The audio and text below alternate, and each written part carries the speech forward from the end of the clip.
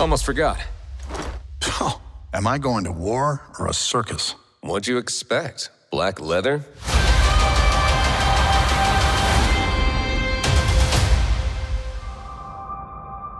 You were my first students. My family.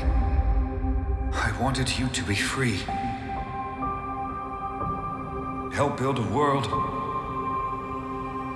where mutants could live however they wish, safe and without fear. My X-Men.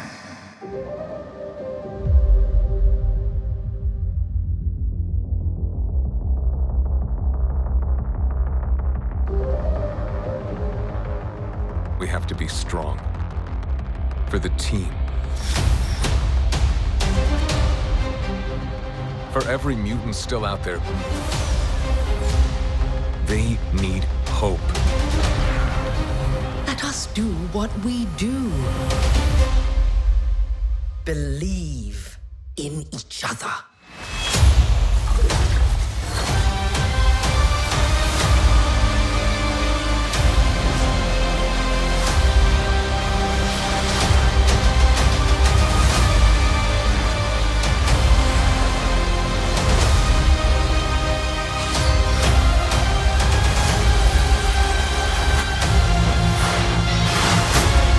Charles Xavier entrusted me with his dream. Everything he built. Everything he fought for. Now belongs to me. My X-Men.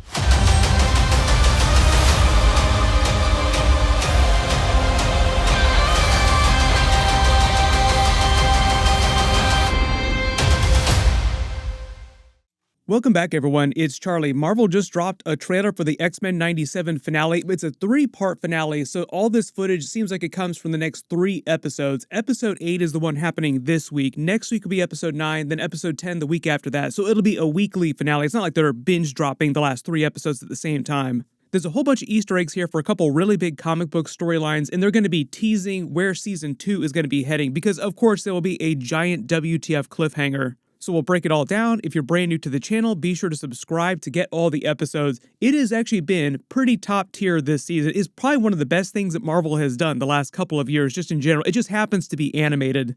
In fact, there's actually been talk behind the scenes at Marvel that they like it so much, like it's been so quality, that they're actually giving it more than 3 seasons, like potentially 4 or 5 seasons. Maybe if we're lucky, they'll even do an X-Men 97 animated movie too, because why wouldn't they do animated movies too? If Spider-Verse is popping off so big for Sony, why wouldn't they shoot for something like that too? Totally love the way they call out Bryan Singer there during the trailer too. I just talked about this in my last video, this whole phenomenon with the original X-Men 2000 film and why they wore black leather instead of their comic book accurate color suits. Almost forgot.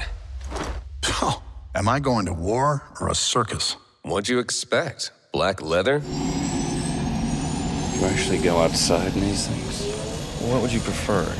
Yellow spandex?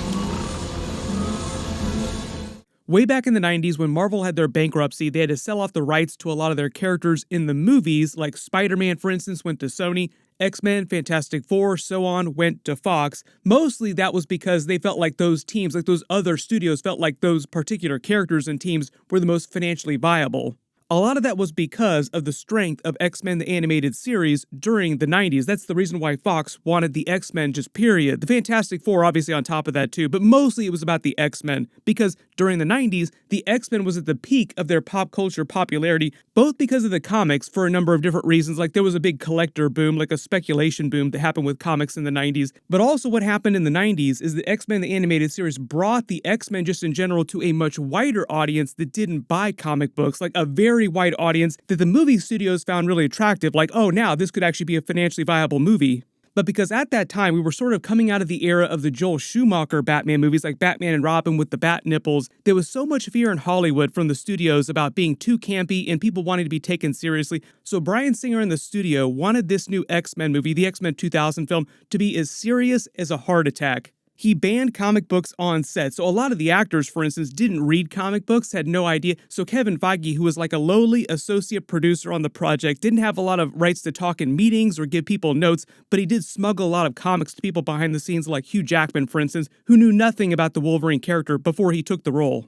So that's why Bryan Singer chose to put them in black leather costumes instead of their traditional 90s looking costumes. And that's why they had the joke about the black leather and the yellow spandex in the movie, which now, obviously, they're making fun of because we've gotten to that place where comic book movies in general, comic book TV shows, have matured to a point where people actually dig that kind of thing, like make it more comic book accurate, lean into the comics. The funny thing about a young Kevin Feige is that at the time they were still filming this movie, he was actually advocating for that, but because he had no power, he couldn't really tell Bryan Singer what to do. And it was the tone of that first X-Men film, like Bryan Singer's whole vibe with the black leather, that sort of influenced the look of the rest of the X-Men movies up to a certain point, which is why they never did actually go full comic book. They got a little closer towards the end of the X-Men movies before the Fox Disney buyout, but they never quite got to the point of what you see during X-Men the Animated Series or X-Men 97 with those versions of the costumes. But now cut to Deadpool and Wolverine in present day, and they're actually leaning into the comics in a big way, so we're doing the yellow Wolverine suit from the comics. There's supposed to be a bunch of other comic book accurate suits during that too, in that same vein. But I think the idea is that Wolverine's team that he came from, the one that died, all wore comic book accurate suits like his. So we might see some flashbacks in the movie or some nightmares that he has where we actually see that team.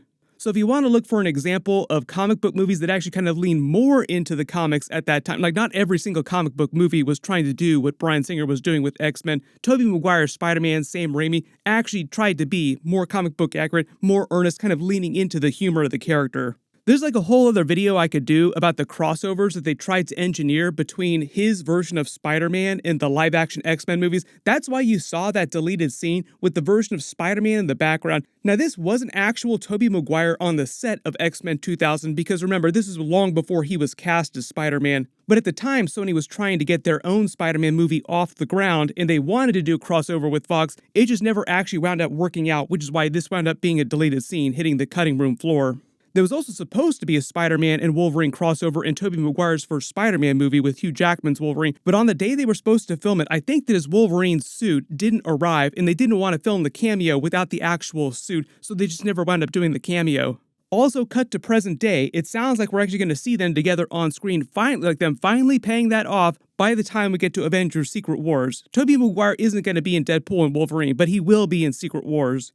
But there's a whole bunch of other new footage during this X-Men 97 finale trailer, so just starting at the beginning here, they start the trailer by playing a piano version of the new X-Men the Animated Series theme song. They show the X-Mansion, and they have this voiceover monologue coming from Professor X, who seems like he's already come back to Earth at some point. It sounds like this is all happening during a conversation he's having with the surviving X-Men that are currently there at the X-Mansion, and he starts talking about them as their original X-Men team from back in the classic comics, with the picture that you see in his office. We haven't actually seen Iceman fighting with the team, but Iceman did appear in some of the intros in previous episodes, so maybe we'll finally see Iceman on screen with them at some point during these last 3 episodes. There are a couple new scenes that they mix in here at the beginning and a couple old scenes. So this is a new scene of Cyclops, but this is actually Madeline Pryor when she was having her visions about Mr. Sinister. Like notice how she's grabbing her belly, she's kind of pregnant here. These are both old scenes of Rogue and Gambit. When he starts talking about the reason why he put the X-Men together in the first place, which is also a reason from the comics, you see Storm in her new costume descending into the alleyway, saving Sunspot and Jubilee from the mob of people trying to kill them.